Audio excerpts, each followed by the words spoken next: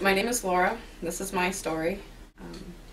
I grew up in a great household and I have great loving parents, and I've never really encountered domestic violence until I was about 16 when I met my husband-to-be, and he had a troubled childhood and a very bad family life, and had a lot of domestic violence. And I thought at that time I was very sympathetic, and I felt like I could teach him about love and about family and what it means to be a family and love people.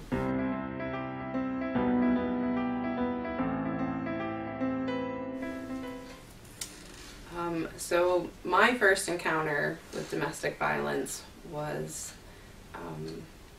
I guess my ex and I had been together about a year and a half, and he had this friend from high school who had the same name as me, and he wanted to go to a party at her house, Laura's house, and I was a little jealous of this girl and didn't really want to go, and kind of put up a fight and refused to go to the party. So he went off to the party and got very drunk, and I stayed home with the dog. And when he came home, I was sleeping on the couch, and I was sleeping out there with the dog, and he got very irate, said that I was copping attitude. I was just waking up, so I don't even really know what was going on, and of course he was drunk, and he just kind of out of the blue attacked me, and it wasn't what I guess it wasn't what I think of as getting beat up. It wasn't what I thought of as abuse. He didn't punch me in the face. He just pushed me around and shoved me down, and his tendencies were to put his hands over my mouth to keep me from screaming or to keep me from yelling at him.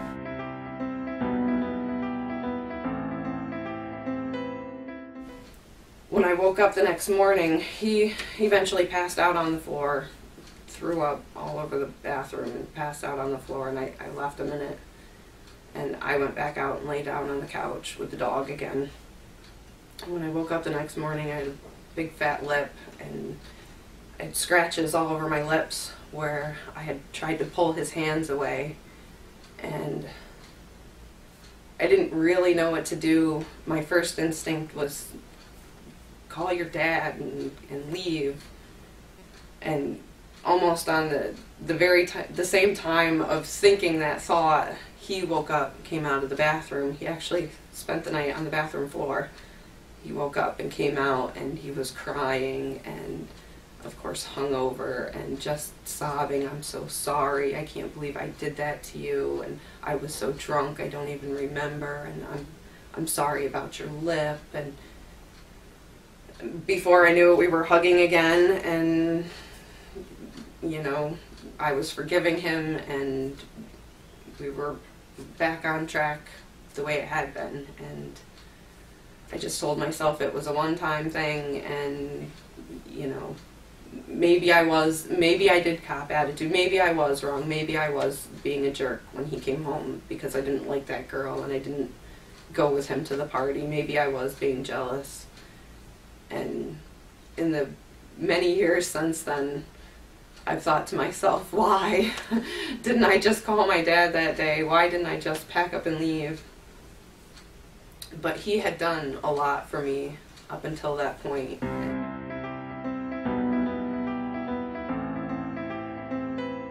One really big deal was I was 16 when I met him. I was in high school, was having trouble getting through and just not doing the right things, and I had failed a lot of classes, and they told me I needed summer school if I was going to graduate, and he had come through and paid for me to go and made sure that I had what I needed. And that one situation had kind of become a guilt trip on me, and every time something happened, especially that first time, what I told myself wasn't how mean he had been or how drunk he was or how out of control he had gotten. It was, well, this man has supported me and he'd helped me and he'd been there for me, and so what we had one stupid little incident, it wouldn't happen again. And think actually for the entire time that I was with him, that $70 he paid for summer school when I was 16 years old was always sort of in my self-conscious, that this man had done so much and had given so much to me. And every time I tried to leave, I felt like I was being selfish and that I wasn't appreciating everything that he had done for me. And my family was very poor, despite being relatively stable. They were poor, and that $70 was not something I would have been able to get, and him doing that for me meant a lot. So I let him use that as a tool to keep me there, even after I knew that this periodic explosion was wrong and that what we had going on wasn't healthy, wasn't a healthy relationship.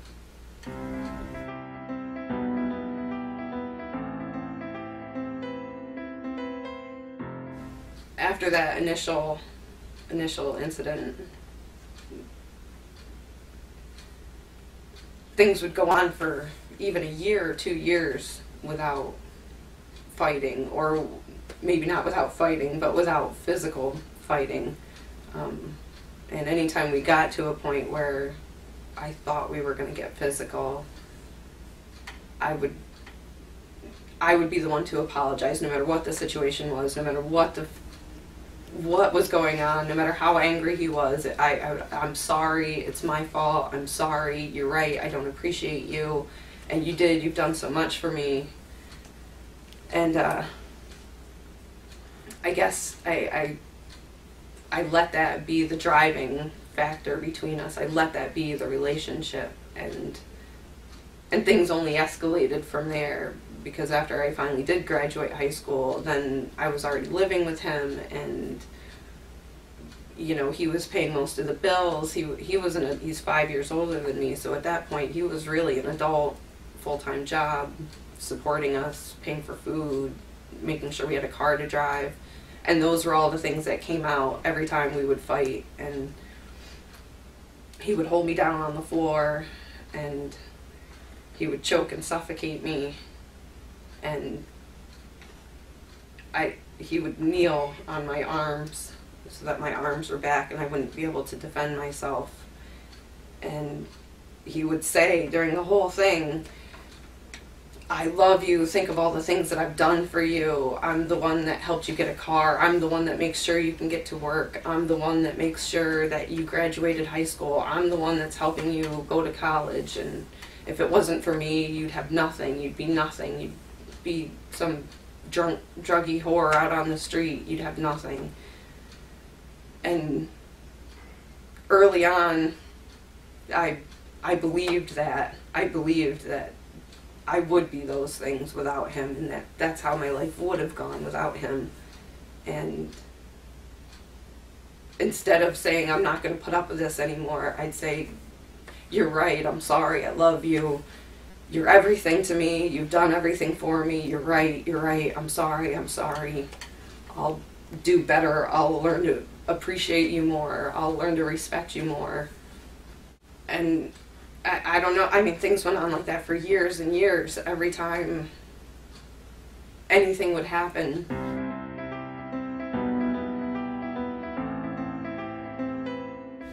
I got into college, and that was a big deal. It was a couple hours away from where we grew up, and he would make sure that he was driving up there to see me. He would make sure that, I had food and money and cigarettes and just anything that I wanted. And those were all the things that kept me there. Not because I wanted those things from him, but because I wanted to prove to him that I did love him for that, and I did appreciate him, and all of those things meant something to me. And any time that we would fight, and of course most of the time it was about jealousy. I was at college, he thinks I'm meeting people and having such a great time, and I dedicated myself to college because I thought it would prove to him I'm not out partying every day. I'm not out drinking with friends. I'm not out doing anything stupid. I'm getting good grades, and I'm getting scholarships, and I'm keeping my funding. And despite everything that I thought would make him happy, despite everything that I thought was important at that point in time, he would always find something. He would come pick me up on the weekends, and I'd bring homework because I'm so dedicated to school, and I'm so dedicated to keeping my scholarships and costing him as little money as possible. And he would yell and scream at me, and we would fight because I would spend my weekend reading and doing homework. And it was just kind of a never-ending battle, whatever I did to prove that I loved him and appreciated him and respected what he was doing for me, just turned into more of a fight. And I think he would have been happier if I had just been barefoot and pregnant in the house and didn't have any dreams or goals.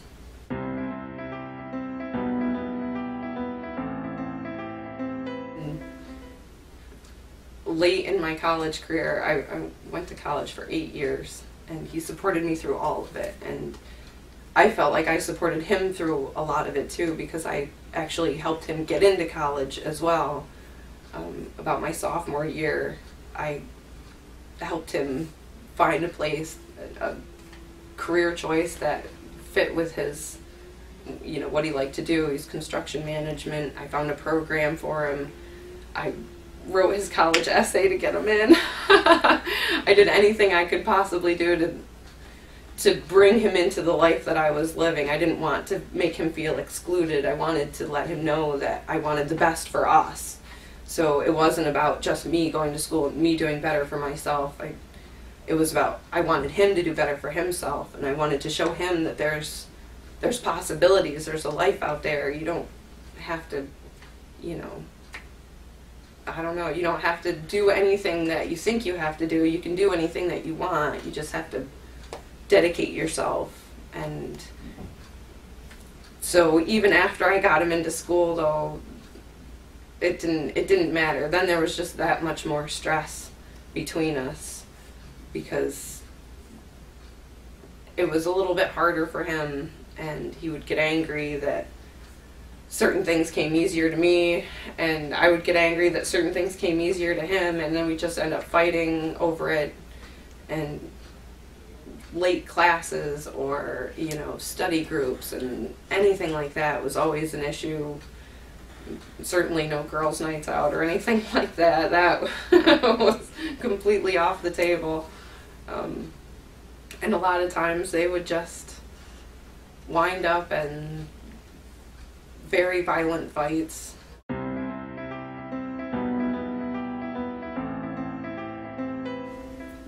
worst one I remember was, I honestly can't even remember what sparked it.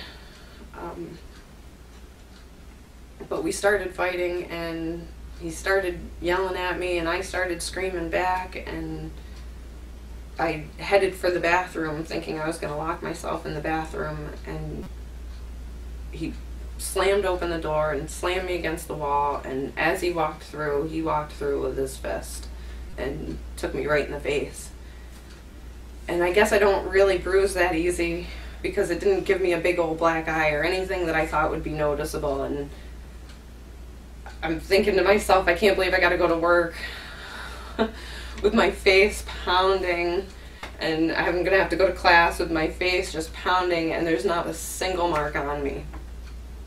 And he took me to school that day and dropped me off, and I turned and said something to him, and when I looked at him, he said, "Oh, honey, you've got highlighter on your face," and went to brush my cheek. It wasn't highlighter, it was like the yellowing of where it almost bruised. And I just felt my stomach tighten in knots, and I said, "Oh my goodness, it's not highlighter, thank you though." And to me that was a kind of a turning point, because I realized that day that all of the fights that we had had, that was the first time he'd ever punched me. It had always been choking or sitting on me and suffocating me. And that one time just made me realize that maybe there's a reason he doesn't punch me. Maybe there's a reason that our fights don't go in that direction, because he knows someone's gonna notice. And I, of course, wasn't about to tell anybody, because I'm embarrassed and I'm ashamed and I feel stupid. And my roommate used to say to me, and this is stupid too, but my roommate used to say to me, I can't believe you can be so smart at school and so dumb when you're with him. And I think she was the only person that actually knew how bad the relationship was, because we were all roommates. He lived there, she lived there.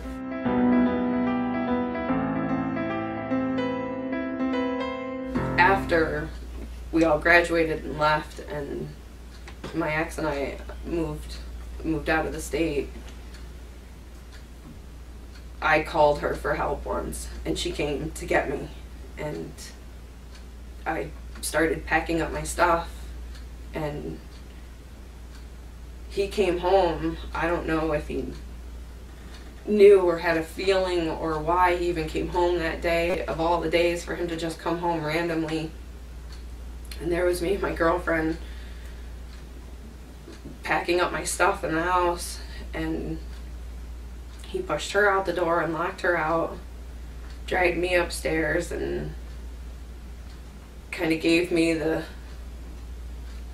this is it talk.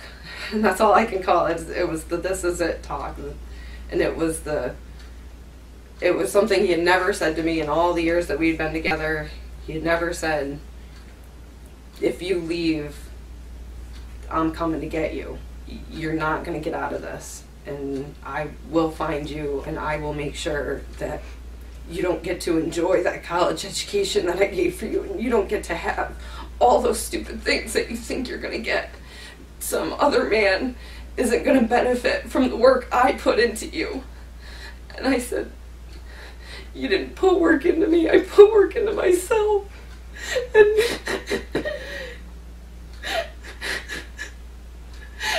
And it didn't work. And I knew from that day that there wasn't going to be just leave this man. It was always going to be a fight, and it was going to be that he was going to try and take whatever he could from me, and that he really wasn't going to let anybody else benefit from the work that he put into me.